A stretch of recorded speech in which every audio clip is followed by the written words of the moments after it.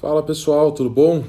Vamos lá começar mais um fechamento da semana, né? Então, estamos vendo aí bastante coisa acontecendo aí no mercado, né? Cenário político, cenário lá fora, né? Principalmente também Estados Unidos. Algumas faíscas sendo trocadas entre Estados Unidos e China, né? Mas vamos começar agora a falar um pouquinho sobre o mercado, né? O nosso mercado, tá? Até agora, tô vendo agora, nesse momento, a bolsa senta em 2.536 pontos, tá? Tivemos uma queda nessa semana, né? A bolsa chegou a beirar, quer ver? Deixa eu passar aqui para vocês o valor exato. A mínima chegou a bater 100 mil pontos e 4, né? E voltou agora, nesses últimos 2 dias voltou, hoje caindo um pouco, tá? Hoje tá caindo 1,5%. Queria também pedir desculpa, pessoal, que tem um vizinho aqui que tá fazendo obra e eu já pedi para ele parar de bater a picareta e não tá funcionando direito, tá? Então, são os casos das nossas lives aí, a gente tem que se adaptar, tá? Então, se tivesse barulhinho aí atrás, eu peço desculpas aí para todo mundo, tá?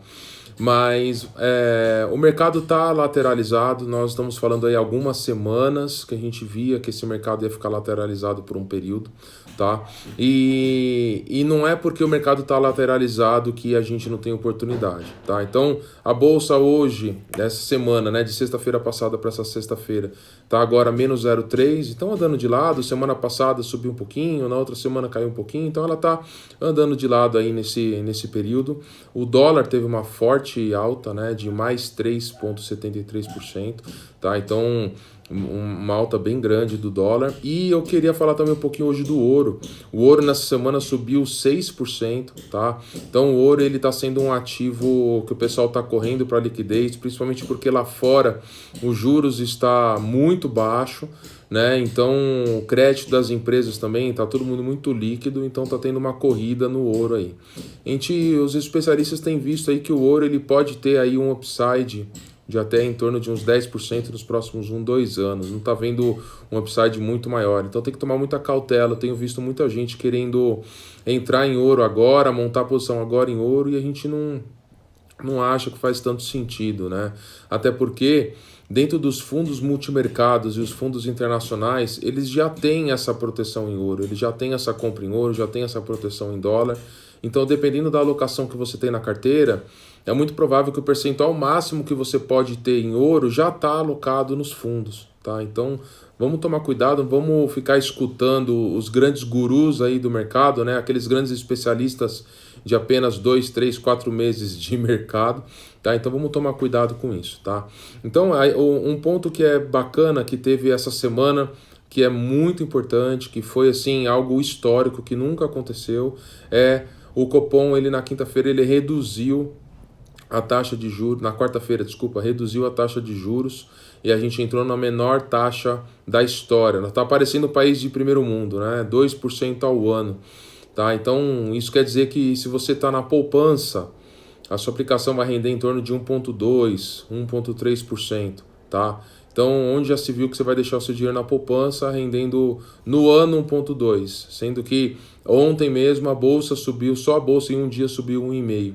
Tá? Então os investidores eles vão ter que tomar mais risco. Não tem outra alternativa, né? Ou o investidor ele abre mão de liquidez para tentar pegar ativos atrelados a IPCA a mais longo prazo, tentar pegar ativos, por exemplo, um crédito privado, que eu falei bastante na semana passada, um crédito privado de pagando tanto um CDI mais 2, CDI mais 3, CDI mais 4, IPCA mais 4, IPCA mais 4,5, isento de imposto de renda, tá? Então, ou o investidor ele abre mão de liquidez, ou ele vai para a bolsa, não tem outra alternativa, tá? E a gente está vendo esse movimento muito grande, cada vez mais o número de CPFs na bolsa aumentando, e aumentando consideravelmente, tá? Só que o número de CPFs na bolsa aqui ainda é pífio perto de como é no mercado americano, tá? Então tem muito espaço para isso. A gente acredita que o juros ele vai ficar por um período longo em patamares menores, tá? Juros de 2 dígitos, pelo menos nas curvas de juros, até 2029, que eu estou vendo agora, curva de 2029 está sendo precificada um juros de 7%. Então, nós vamos ficar um grande tempo aí com juros baixos. e aí vai ter que ter a gente vai ter que ser elástico o suficiente para poder ir atrás das melhores oportunidades, e agora, mais que nunca, precisa de um especialista, né? Então, o S&P, essa semana, ele subiu 2%, tá? O mercado americano está muito forte, né? Principalmente as empresas de tecnologia, elas estão bem infladas, os múltiplos estão elevadíssimos, então a gente está com muito receio, tá? De uma possível correção do mercado. Tá? Por quê? Porque a gente está vendo nas máximas históricas, agora no segundo semestre vai entrar a eleição americana, e isso não tem como falar, mas os Estados Unidos mexe com as bolsas mundiais. Então, se você está querendo entrar em bolsa agora, toma cuidado, não entra, a gente fala, não entra em bolsa a seco, né? Não entra lá com o peito aberto. Tá? Então toma cuidado, entra com proteções, né? Ou você entra com bolsa e aí você compra algumas proteções para poder ajudar a amortecer a queda se vier uma correção forte, ou você entra em algumas operações estruturadas que você consegue ir meio que travadinho, mesmo se o mercado caia, você acaba ganhando, apurando cupons. Então tem um universo muito grande, né, dentro da renda variável que você pode capturar rentabilidade. Tanto se o mercado está em alta, se o mercado está lateralizado, se o mercado está em queda. A gente consegue operar o mercado e extrair resultado do mercado, independente da forma que ele está andando, né? Se é direcional para cima, se é direcional para baixo ou se é lateralizado, tá? Um ponto importante é que o VIX, né, a gente vem falando muito do VIX, e o VIX ele tomou corpo, né? As pessoas começaram a enxergar, a ver o VIX e dar mais atenção a ele depois que aconteceu a crise, né? E o VIX chegou a níveis elevadíssimos, né? E agora o VIX está praticamente no preço, no valor, na cotação do dia que iniciou a pandemia, que foi no caso, né? A gente estava aqui no nosso carnaval e lá fora o couro comendo, e quando voltou a quarta-feira de cinza o mercado já começou a abrir desabando, circuit break, e aí começou a história toda. Então, o que isso quer dizer? O VIX ele é um indicador do medo, tá? E quando está falando que o VIX está voltando a níveis normais, quer dizer que a insegurança, o medo das pessoas diminuiu. E quando a insegurança e o medo diminui, isso é muito bom para se montar proteções, né? Porque a proteção ela fica mais cara ou mais barata de acordo com a volatilidade. Então, quanto menos volátil está o mercado, mais barato é o seguro, mais barato é a proteção. Então, fica muito mais atrativo para nós montar a posição, tá certo? Então o VIX eu falei do S&P, os juros, tá? Por causa da Selic que foi cortada em 2,25, qual foi o tom do Copom? O tom do Copom olha, aqui é a base, tá? Porém, se os indicadores econômicos continuarem do jeito que está, pode ser que tenha mais um corte até o final do ano.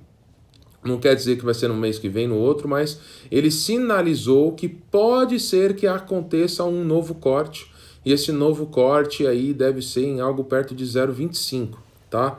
Então, as curvas curtas, DI 21, DI 22, eles caíram bem, tá? Caíram aí um pouquinho, então a curva de 21 agora, janeiro de 21, está sendo precificada agora em 1,87. Tá? Quer dizer que os juros em janeiro de 21 vai estar 1,87, que é o que está convergindo para esse corte de 0,25 para chegar em 1,75. Tá? O grande balizador disso é a inflação, tá? Mas a inflação ela tá ancorada, tá? Saiu hoje o IPCA, então ele veio ancorado, se eu não me engano, 0,35, 0,36 no mês. Na verdade, eu não me lembro agora de cor, mas parece que o mercado estava esperando 0,35 e veio 0,36. Um décimo acima, um centésimo acima do esperado, né? Então tá em linha, tá? Então nós estamos falando de 2,2, 2,3 a inflação IPCA nos últimos 12 meses. Então a gente acredita que, como eu venho falando aqui, ao longo do tempo, já nas últimas semanas, a gente tem falado muito nos últimos meses. vale a pena aproveitar e alocar o recurso, um percentual do recurso de 12% a 15% do seu patrimônio em ativos atrelados à inflação. E para você não sofrer com a marcação a mercado, que é essa oscilação do mercado, se a curva de juros abre muito forte, vale a pena você ir via crédito, né, ou crédito bancário, mas nós estamos agora preferindo créditos privados de empresas conceituadas, empresas robustas, tá? Eu falei um pouco na semana passada sobre isso, sobre você tomar um CDB do Banco Itaú e você tomar, por exemplo, um CRA Raizen, né? O CRA Raizen, a Raizen, ela tem uma classificação de risco exatamente igual ao do Banco Itaú, né? Então a probabilidade da Raizen quebrar é a mesma probabilidade, por exemplo, de um Banco Itaú quebrar. Então são créditos muito estruturados. Então pagando IPCA mais 4, IPCA mais 4,2, isento de R. Então vale muito a pena. Se você pegar hoje a IPCA nos menores patamares, entre 2 e 2,2, você aplicar numa renda fixa dessa, vai entregar algo perto de 6 a 7% isento de R, tá? Frente a uma Selic de 2% e talvez indo para 1,75, acho que é um excelente negócio e vale muito a pena, tá? E eu queria tomar agora essa última parte aqui para falar duas coisas. Primeiro que a XP acabou de revisar o PIB dela, né? Então ela tinha um PIB programado para o final do ano em menos 6%, tá? É uma recessão de 6%. Tá? E aí agora ela está revisando por quê? Porque as empresas a gente está em temporada de resultados, então muitas empresas, elas estão, os resultados delas estão um pouco melhores do que era o esperado. Então a XP ela acabou de revisar o PIB para o final do ano em menos 4,8, isso é positivo, isso é muito bom, tá? Então mostra uma força aí no nosso mercado.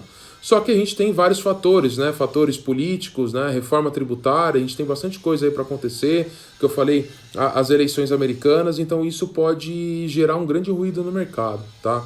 Então a gente também está vendo agora, principalmente esse mês agora, nós temos 2 emissões de fundo imobiliário que a gente está vendo que faz muito sentido a alocação, a emissão primária, tá? Então fazer uma emissão dessa e você entrar numa cota descontada. Por exemplo, esse fundo existe no mercado e a cota está a R$100. O fundo ele quer captar novos recursos para poder investir em outras estruturas, em outros ativos. Então ele acaba, por exemplo, soltando essa cota para o mercado primário a R$95, R$92. Ela já solta com um desconto de 5, 6, 7%. Então na largada você já vai ter um ganho de capital de 5, 6, 7%. Né? Aí você pode fazer um trade, que é o que? Entrar no papel, entrar no fundo imobiliário, capturar esse ganho de capital e encerrar, né, sair em 1, 2 meses, ou você pode entrar nele, aproveita o ganho de capital e aproveita os bons dividendos. Lembrando que fundo imobiliário paga dividendo isento de R, e os fundos imobiliários estão pagando algo entre 0,4% e 0,6% ao mês. Isso dá quase 3 vezes a Selic, e é isento, né? Então vale muito a pena. Lembrando que fundo imobiliário tem volatilidade, então tem que tomar cuidado com isso, tá? Eu vou inverter aqui a tela que eu quero mostrar aqui para vocês o racional, ó. Dá uma olhadinha aqui, ó. Eu tô falando para vocês desde aqui, ó, desde aqui onde está o meu mouse, ó, que aqui é muito provável que a bolsa ia começar a andar de lado. E você vê que ela subiu um pouco, ó, saiu lá dos seus 96, 97 mil pontos, veio para os seus quase 105 mil pontos e está lateralizando, ó, andando de lado. O que a gente acredita? Que a bolsa vai ficar nesse range, ó, 116 mil pontos, 90 mil pontos. Isso, várias estruturas, várias